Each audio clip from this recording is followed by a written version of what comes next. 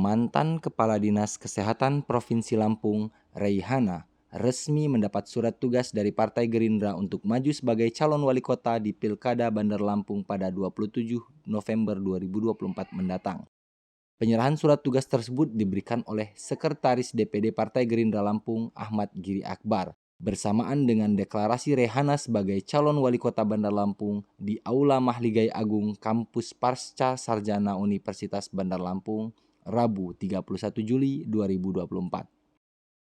Ahmad Giri Akbar mengatakan isi surat tersebut ditujukan agar Reihana sebagai bakal calon wali kota Bandar Lampung yang diusung Partai Gerindra untuk melaksanakan beberapa tugas.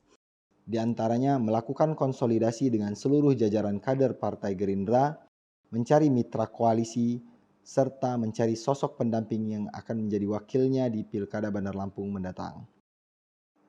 Setelah mendapat surat tugas, Reihana mengaku akan meminta arahan kepada Ketua DPD Partai Gerindra Lampung, Rahmat Mirjani Jausal, terkait sosok yang akan menjadi wakilnya di Pilwakot Bandar Lampung mendatang.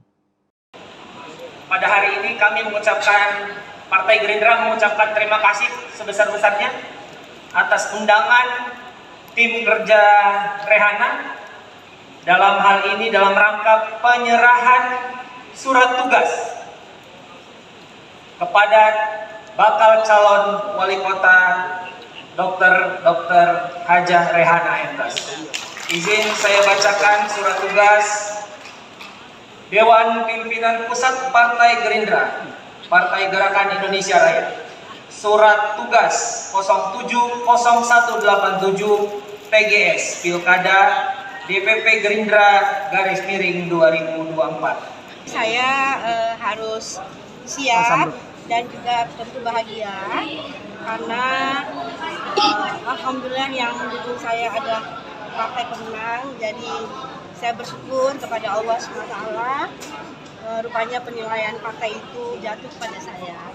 Jadi doakan saya insya Allah menjadi wali kota dan insya Allah akan harus amanah. Bunda untuk calon wakil Bunda, kemarin kan kita maunya dari politisi lah. Nah, sekarang siapa ya Bunda? Saya tetap nanti akan menghadap ketua. Tentu ketua akan memberi arahan nanti kita berkoalisi dengan siapa.